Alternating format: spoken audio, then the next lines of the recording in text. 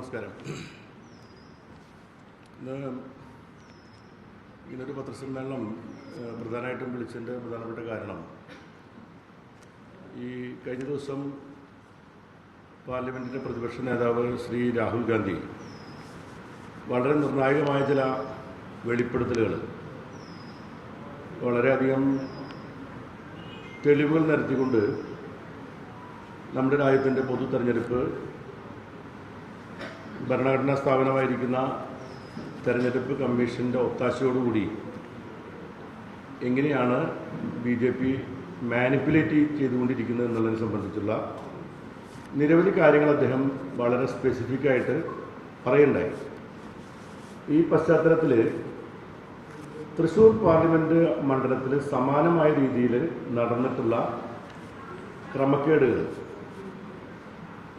ആ ക്രമക്കേടുകൾ വീണ്ടും ആവർത്തിച്ച് ജനങ്ങളോട് പറയണമെന്ന് തോന്നിയ ഘട്ടത്തിലാണ് നിങ്ങൾ പത്രപ്രതിനിധികൾ ഇക്കാര്യത്തെ സംബന്ധിച്ച് പ്രതികരണം ആരാഞ്ഞ സന്ദർഭത്തിൽ ഇക്കാര്യം വെളിപ്പെടുത്തിയത്. എന്നാൽ ഇന്നലെ കേരളത്തിൻ്റെ മുഖ്യ തെരഞ്ഞെടുപ്പ് ഓഫീസർ ശ്രീ രത്തൻ യു കേൽക്കർ, അദ്ദേഹം എനിക്ക് വളരെ അടുപ്പമുള്ള ഒരു നല്ലൊരു ഓഫീസറാണ്. അദ്ദേഹത്തോടുള്ള വ്യക്തിപരമായിട്ടുള്ള ഒരു മറുപടിയായിട്ട് അല്ല ഞാനിതിനെ കാണുന്നത്. അദ്ദേഹം ഇന്നലെ പറഞ്ഞൊരു കാര്യം, ഇവിടെ തൃശ്ശൂർ ലോക്സഭാ തെരഞ്ഞെടുപ്പിൻ്റെ വോട്ടർ പട്ടികയുമായി ബന്ധപ്പെട്ടുകൊണ്ട് ഞങ്ങൾ ഉന്നയിച്ച കാര്യങ്ങളൊക്കെ അടിസ്ഥാനരഹിതമാണെന്നും ഞങ്ങൾ പരാതികളൊന്നും കൊടുത്തിട്ടില്ലെന്നും യഥാസമയം പരാതി കിട്ടാത്തതുകൊണ്ടാണ് ഇങ്ങനെ, അതുകൊണ്ട് പരാതി ലഭിക്കാത്ത സാഹചര്യത്തിൽ വളരെ ഫെയർ ആൻഡ് ട്രാൻസ്പെറൻ്റ് ആയിട്ടാണ് എല്ലാ കാര്യങ്ങളും നടന്നിട്ടുള്ളത് എന്ന നിലയിലാണ് അദ്ദേഹം സൂചിപ്പിച്ചത്. അതോടൊപ്പം അദ്ദേഹം പറഞ്ഞ തെരഞ്ഞെടുപ്പിനെ സംബന്ധിച്ച് ഹൈക്കോടതിയിൽ പെറ്റീഷൻ കൊടുക്കാനുള്ള അവസരം ഉണ്ടായിരുന്നു, ആ പെറ്റീഷൻ കൊടുത്തിട്ടില്ല എന്ന നിലയിലാണ് അദ്ദേഹം സൂചിപ്പിച്ചത്. എന്തുകൊണ്ടാണ് അദ്ദേഹം ഇങ്ങനെ പറഞ്ഞതെന്ന് എനിക്കിപ്പോഴും മനസ്സിലായിട്ടില്ല. കാരണം എന്താണെന്ന് വെച്ചാൽ, ഒന്നുകിൽ ഈ തൃശ്ശൂരിലെ തെരഞ്ഞെടുപ്പ് മുഖ്യ വരണാധികാരി ജില്ലാ കലക്ടർ കൃഷ്ണ തേജ ഈ കേരളത്തിലെ മുഖ്യ തെരഞ്ഞെടുപ്പ് ഓഫീസർക്ക് ഇവിടെ നടക്കുന്ന പരാതികൾ കമ്മ്യൂണിക്കേറ്റ് ചെയ്തിട്ടുണ്ടോ എന്ന് സംശയം ജനിപ്പിക്കുന്ന കാര്യമാണ് അദ്ദേഹത്തിൻ്റെ മറുപടിയിൽ കാണുന്നത്. എന്തുകൊണ്ടാണെന്ന് വെച്ചാൽ, ഈ തൃശ്ശൂർ പാർലമെൻറ്റ് മണ്ഡലത്തിലെ പല മണ്ഡലങ്ങളിലും മറ്റ് മണ്ഡലങ്ങളിൽ നിന്നുള്ള നിരവധി ആളുകൾ വോട്ട് ചേർത്തതായിട്ടുള്ള പരാതി അന്ന് തന്നെ ഞങ്ങൾ ഉയർത്തിയിരുന്നു. നിങ്ങൾ പത്രക്കാർക്കറിയാം, അത് LDF മാത്രമല്ല, UDFൻ്റെ നേതൃത്വത്തിൽ നിന്നും അത്തരത്തിലുള്ള പരാതികൾ ഉയർന്നു വന്നിട്ടുണ്ട്. വളരെ സ്പെസിഫിക് ആയിട്ടുള്ള പരാതികളാണ്.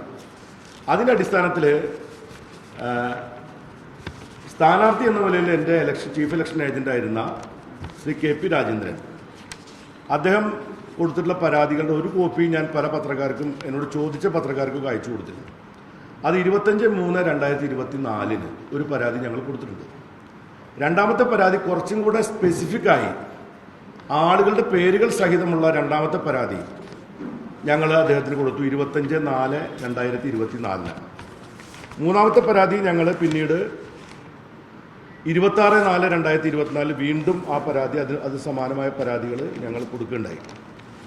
അപ്പോൾ പരാതി കൊടുത്തിട്ടില്ല എന്ന നമ്മുടെ ചീഫ് ഇലക്ഷൻ ഓഫീസറുടെ ഈ ആക്ഷേപം അടിസ്ഥാനരഹിതവും ആളുകളെ തെറ്റിദ്ധരിപ്പിക്കുന്നതുമായ കാര്യമാണ്.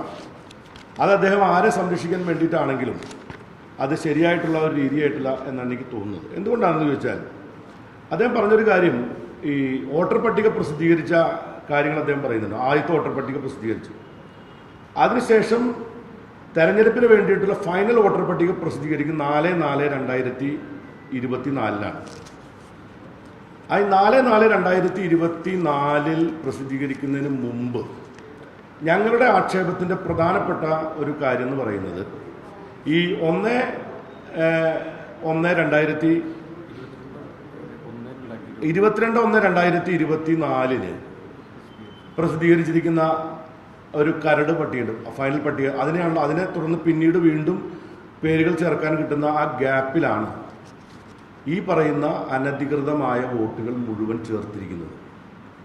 ഇവർ ചേർത്തിട്ടുണ്ടോ ഇല്ലയോ എന്ന് അറിയുന്നത് 4/4/2024 പട്ടിക വരുമ്പോഴാണ് നമുക്കത് മനസ്സിലാകുക. മനസ്സിലായി? ഞാൻ പറഞ്ഞതിൻ്റെ പോയിന്റ് നിങ്ങൾക്ക് മനസ്സിലായിട്ടുണ്ടാവും. ഈ 4/4/2024 പട്ടിക വന്നു കഴിഞ്ഞാൽ പിന്നെ അവരെ നമുക്ക് തടയാൻ കഴിയില്ല എന്നുള്ളതാണ് നിയമം അനുശാസിക്കുന്നത്. ഇവിടുത്തെ പ്രധാനപ്പെട്ട പ്രശ്നം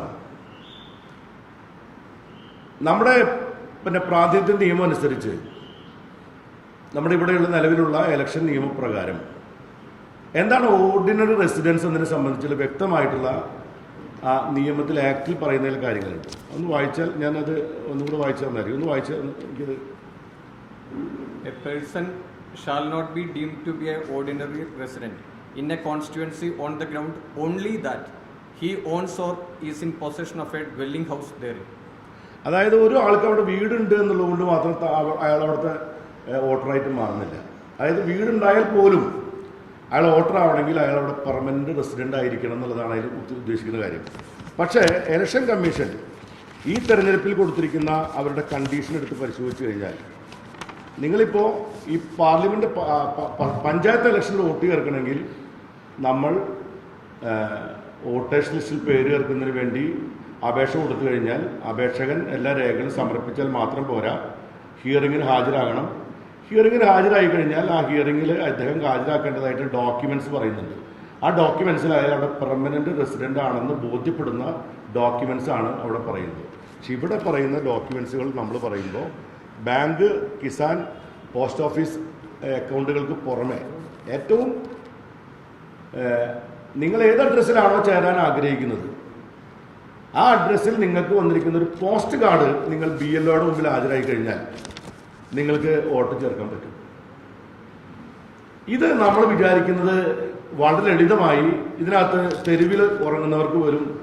അതായത് ബൂത്ത് ലെവൽ ഓഫീസർ ഒരു തെരുവിൽ ഉറങ്ങുന്ന ഒരു വ്യക്തിക്ക് വോട്ട് കൊടുക്കുക നല്ല കാര്യമാണ്.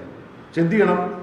ഈ ബൂത്ത് ലെവൽ ഓഫീസർ രാത്രി കാലങ്ങളിൽ അയാൾ സ്ഥിരമായി അവിടെ തന്നെയാണോ കിടക്കുന്നതെന്ന് 2